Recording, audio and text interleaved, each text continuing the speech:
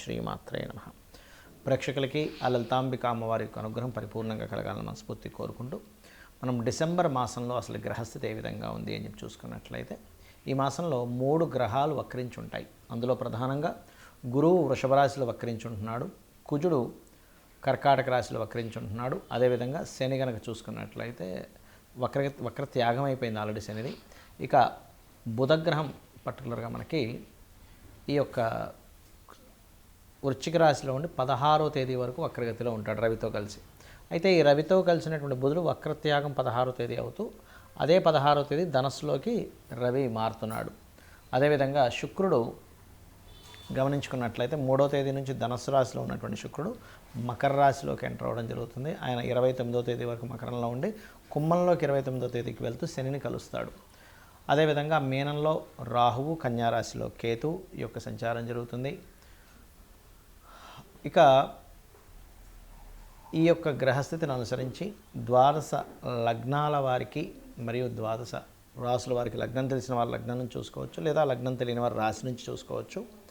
ఎటువంటి ఫలితాలు జరగనున్నాయి, ఏ విషయాల పట్ల మీరు జాగ్రత్తగా ఉండాలి అనేటువంటి విషయాలు చెప్తారు. వృశ్చిక లగ్నము, వృశ్చిక రాశి. వృశ్చికం వారి కనుక చూసుకున్నట్లయితే మీ యొక్క రాశ్యాధిపతి భాగ్యస్థానంలో వక్రించున్నాడు. దీనివల్ల పర్టికులర్గా ఏంటంటే లాంగ్ జర్నీస్ ఏవైతే అనుకుంటారో లాంగ్ జర్నీస్ మళ్ళీ కాస్త పోస్ట్పోన్ చేయడం జరుగుతుంది. అదేవిధంగా లగ్నంలో మీకు రవి ఉన్నందుకు ఉద్యోగాల కోసం గవర్నమెంట్ అండర్టేకింగ్ కావచ్చు, గవర్నమెంట్ రిలేటెడ్ కావచ్చు, మెడికల్ రంగాల్లో ఉండేటువంటి ఉద్యోగ సంబంధించినవి కావచ్చు, ఫార్మా, మెడికల్ ఇట్లాంటి రంగాల్లో ఉండేటువంటి వారికి ఉద్యోగ అవకాశాలు, కొత్త ఉద్యోగ అవకాశాలు వస్తాయి. అది కూడా కొన్నిసార్లు చూడండి నైట్ డ్యూటీస్ ఉంటాయి, అట్లాంటివి వచ్చేటువంటి ఛాన్సెస్ అధికంగా కనిపిస్తున్నాయి. ఇక 2వ స్థానంలో ఉన్నటువంటి శుక్రుడు 3లోకి వెళ్తున్నాడు, మరియు 2వ అధిపతి అయినటువంటి గురువు 7వ స్థానంలో ఉండి వక్రించాడు. దీనివల్ల ఏమిటి అంటే, ఒకటి వివాహ సంబంధించినటువంటి విషయాలు, ఒక మంచి సంబంధం అయ్యో వెనక్కి వెళ్ళింది అనేటువంటి ఒక ఇది, విదేశీ ధనయోగం రావడం అనేటువంటి చాలా స్పష్టంగా గోచరిస్తుంది. కాకపోతే 3వ స్థానంలో శుక్రుడు ఉన్నందుకు మీరు ఎవరితోనైనా ఏదైనా మాట్లాడేటప్పుడు, ముఖ్యంగా స్త్రీలతో కమ్యూనికేట్ చేసేటప్పుడు కొంత జాగ్రత్తగా ఉండండి. అదేవిధంగా చతుర్థ అధిపతి అయినటువంటి శని భగవానుడు చతుర్థ స్థానంలోనే ఉన్నాడు. వక్రత్యాగం అయింది కాబట్టి సర్వసాధారణంగా మీకు మీరు ఏదైనా ప్రాపర్టీస్ తీసుకునేటప్పుడు కానీ, గృహాలు నిర్మాణం చేసేటప్పుడు కానీ, వెహికల్ సంబంధించిన అంటే వాహన సంబంధించిన విషయాల్లో కానీ, ఎడ్యుకేషన్ రిలేటెడ్ సంబంధంగా ఏదైనా నేర్చుకునేటప్పుడు కానీ కాస్త ఇంట్రెస్ట్ తక్కువగా ఉంటుంది ఈ టైంలో. అంటే ఇల్లు ప్రారంభిస్తారు, మనం ఎంతో డబ్బులు ఇస్తాము కట్టే వాళ్ళకి, వాళ్ళు కొంత వర్క్ చేసి కొంత పెండింగ్ పెట్టడము, లేట్ అవ్వడము, అంటే ఈ అన్ని విషయాల్లో లేట్ అవుతూ ఉంటుంది, ఇది గుర్తుపెట్టుకోండి. అలాగే మరొక విషయం ఏంటంటే, ఇక్కడ ఈ యొక్క పంచమ స్థానాధిపతి 7వ స్థానంలో వక్రించాడు కాబట్టి ఎవరైనా ఇష్టపడిన వారిని వివాహం చేసుకుందామని అనుకొని అది కొంచెం వెనక్కి వెళ్ళడం జరుగుతూ ఉంటుంది ఈ యొక్క కాంబినేషన్ వల్ల. అదేవిధంగా మరొక విషయం ఏంటంటే, ఇక్కడ పర్టికులర్గా కోర్టు వ్యవహారాలకు సంబంధించినటువంటి ఏవైతే ఉంటాయో అవి కొంచెం లీగల్ ఇష్యూస్ ఇవన్నీ కూడా కొంచెం కాంప్రమైజ్ చేసుకుందాంలేండి అనేటువంటి మాట మీకు వినబడుతూ ఉంటుంది. మరియు అదేవిధంగా పంచమ స్థానంలో రాహు ఉన్నాడు కాబట్టి సంతానం కోసం ప్రయత్నం చేసేటువంటి వారు కాస్త జాగ్రత్తగా ఉండాలి. వస్తువులు కొనుక్కున్నా, లేనట్లయితే ఏదైనా టీచింగ్ రిలేటెడ్ అంటే ఏదైనా ఒక కోర్సెస్ తీసుకునేటప్పుడు పర్టికులర్గా మీరు 7, 8 తేదీలు చాలా జాగ్రత్తగా ఉండాలి. 9, 10 తేదీలు పర్టికులర్గా మీరు ఏదైనా నిర్ణయం తీసుకునేటప్పుడు కాస్త జాగ్రత్తగా ఉండండి. 9, 10 తేదీలు. ఇక సాఫ్ట్వేర్ రంగాల్లో ఉండేటువంటి వారికి సంబంధించిన సాఫ్ట్వేర్ రంగాల్లో బిజినెస్ చేసేటువంటి వారికి చాలా అనుకూలమైనటువంటి స్థితి చూపిస్తుంది. కాకపోతే ఇందాక నేను చెప్పినట్టుగా అర్ధాష్టమ శని నడుస్తుంది కాబట్టి గృహాలు, వాహనాలు, ఆభరణాలు కొనుగోలు చేసేటప్పుడు మాత్రం కాస్త జాగ్రత్తగా ఉండండి. అందులో ముఖ్యంగా 7, 8 తేదీల్లో కొనుగోలు చేసేటప్పుడు మరింత జాగ్రత్త వహించాలి. ఇక మీరు చేయవలసినటువంటి దేవతారాధన ఓం దుమ్ దుర్గాయ నమః అనే నామస్మరణ చేయండి. గోవుకి 4 ఉండలు లాంటి 4 తీపి ఉండలు లాంటివి కానీ, లేనట్లయితే అలా నువ్వులు ఉండలు పెట్టకండి ఎప్పుడు కూడా. గోవుకి బెల్లపు ఉండల్ని గోవు తినిపించండి. ఓం దుమ్ దుర్గాయ నమః అనే నామస్మరణ చేయండి. అన్ని విధాలా మీకు బాగుంటుంది. చాలామంది నన్ను అడుగుతుంది ఏంటంటే, వాళ్ళ జన్మజాతకాల్లో ఏదైనా వక్రగ్రహం ఉన్నట్లయితే ఏమిటి ఫలితం అని అడుగుతున్నారు. ఇది నాడీ ఆస్ట్రాలజీలో మనకు చూడండి, చాలామంది జాతకాల్లో ఈ పలానా గ్రహం వక్రించిందండి, ఈ పలానా గ్రహం అంటే శని కావచ్చు, గురువు కావచ్చు, వీళ్ళు వక్రించారని చెప్తుంటారు. అయితే ఇక్కడ ఏంటంటే, ఫస్ట్ ఆఫ్ ఆల్ మనం అర్థం చేసుకోవాల్సింది, రాహువు, కేతువు ఈ 2 ఎప్పుడు వక్రగతిలోనే ఉంటాయి, అంటే వెనక్కి తిరుగుతూ ఉంటాయి. బికాజ్ ఆఫ్ అది కాలం అయిపోతుంది. రాహు అంటే కాలము అయిపోయినటువంటిది కాబట్టి కాలానికి కారకుడైనటువంటి రాహు వెనక్కి వెళ్ళిపోతుంది కాలము అనేటువంటి సంకేతంతో. అయితే మిగతా గ్రహాలు ఏవి అంటే, రవిచంద్రులు అయితే అసలు వక్రించరు ఎప్పుడు కూడా. ఎందుకంటే సమయం వెనక్కి రాదు. కాబట్టి ఈ రవిచంద్రుల ద్వారానే మనం సమయాన్ని తెలుసుకుంటూ ఉంటాం. ఇవాళ ఈ తిథి, ఈ నక్షత్రము, ఇంత సమయం గడిచింది. రవి నడినెత్తున వస్తే మనకి మధ్యాహ్నం అయిందని, సాయంత్రం అయితే అటు వెస్ట్ వైపు సూర్యుడు కనిపిస్తే సాయంత్రం అవుతుందని మనం తెలుసుకుంటూ ఉంటాం. తిథులను బట్టి చంద్రుడు ఉండేటువంటి ఇది. కాబట్టి అది ఎప్పుడు వక్రించమంటే కాలం వెనక్కి తిరిగి రాదు, కాబట్టి అవి వక్రించవు ఎప్పుడు కూడా.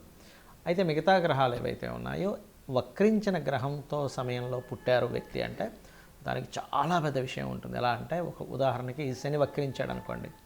ఏ గ్రహమైనా ఒకటే గుర్తుపెట్టుకోండి, మీ జన్మజాతకంలో వక్రించినప్పుడు ఉన్న స్థలం కంటే కూడా వెనకాతలు ఉండేటువంటి రాశితో సంబంధాలు పెట్టుకుంటాయి అవి. అంటే ఒక్కొక్కసారి ఆ వక్రించడం వల్ల మంచి జరుగుతుంది, ఒక్కొక్కసారి ఇబ్బంది ఉంటుంది. ఎలా అంటే, ఉదాహరణకి మేషరాశిలో శని, మేషరాశి కాకుండా మేషరాశి తర్వాత అయినటువంటి రాశిలో శని భగవానుడు వక్రించాడు. అంటే వృషభంలో శని వక్రించాడు. వక్రించడం వల్ల అనవసరంగా నీచ ఫలితాలు పొందుతాడు. అదే మేషరాశిలో శని వక్రించాడు అనుకోండి, అప్పుడు నీచత్వం కోల్పోతాడు. అదేవిధంగా ఉచ్చస్థానానికి కూడా అదే వర్తిస్తుంది. ఉదాహరణకి తులారాశిలో శని వక్రించాడు అనుకోండి, అప్పుడు ఉచ్చస్థానం యొక్క ఫలితాలు కోల్పోతున్నాడు. కానీ వృశ్చికంలో వక్రిస్తే ఆయన ఉచ్చస్థానంలోకి వెళ్తున్నాడు. ఏదైనా ఒక గ్రహం కనుక వక్రించినప్పుడు తను ఏ రాశిలో ఉండి వక్రించాడో అది అదృష్టానికి దారితీస్తుందా, ఇబ్బందికి దారితీస్తుందా అనేటువంటి చూడాలి.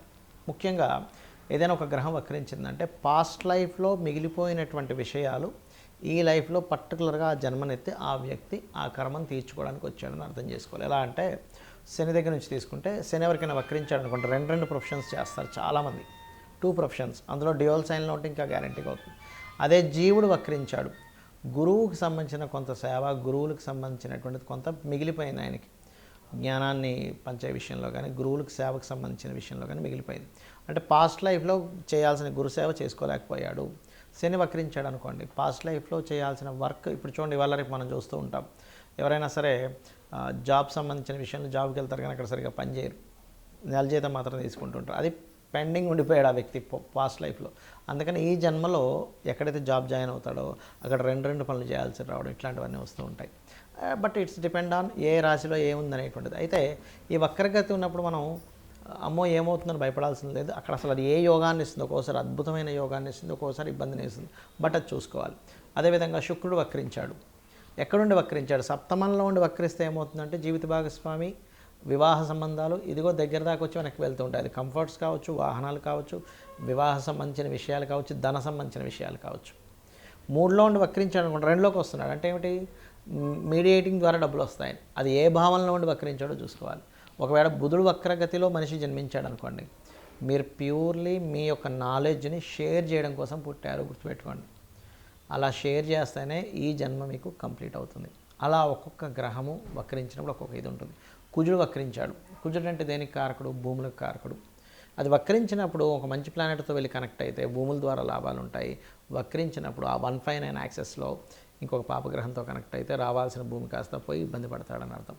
సో దానికి ఏం చేయాలంటే, వక్రించిన గ్రహాన్ని మనం చూసినప్పుడు అది వెళ్ళి ఏ గ్రహాలతో కంజంక్ట్ అవుతుంది, ఏ గ్రహాలతో చూడబడుతుందో తెలుసుకొని దానికి సంబంధించిన రెమెడీ చేసుకుంటే ఈ వక్రగతి ఒకవేళ ఇబ్బందికరంగా ఉంటే ఆ ఇబ్బందికరమైన పరిస్థితులు తగ్గుతాయి. బాగున్నట్లయితే మనం ఏం రెమెడీ చేసుకోకర్లేదు, అద్భుతంగా ఉంటుంది. ఆ రెమెడీస్ కూడా చిన్న చిన్నవి, గోవుకి తినిపించడము, గ్రహాలకు దీపారాధన చేయడము, లేనట్లయితే అమ్మవారి నామాల్లో ఏదైనా ఒక మంత్రం చేసుకోవడం చేస్తూ ఉండాలి. శని వక్రించాడు ఉదాహరణకి, శని వక్రగతి వల్లే ఇబ్బందులు వస్తున్నాయి అనుకోండి, ఎందుకంటే కర్మకారకుడు కాబట్టి వాళ్ళు చేయవలసిన మంత్రం ఏమిటంటే ఓం అనాకలిత సాదృశ్య చుబుక శ్రీ విరాజితాయ నమః. జుపిటర్ వక్రించి నీచ స్థానంలోకి వెళ్తున్నాడు, అలాంటప్పుడు జయ గురుదత్త, శ్రీ గురుదత్త అనే నామస్మరణ చేయండి. బుధుడు వక్రించడం వల్ల ఇబ్బందులు ఎదుర్కొంటున్నారు మీరు, అందరికీ ఇబ్బందులు ఎదుర్కోవాలని లేదు. అది ఏదైనా నీచ స్థానంలోకి వెళ్ళినా పాపగ్రహాలతో కంజెక్ట్ అయినప్పుడు మాత్రమే, అప్పుడు విష్ణు సహస్రనామాలు చేయండి, లేదా ఓం నమో నారాయణాయ అనే నామస్మరణ చేయండి. శుక్రుడు వక్రించాడు, లలితా సహస్రనామాలు చేయండి, లేదా ఓం శ్రీమాత్రే నమః అని చేసుకోండి.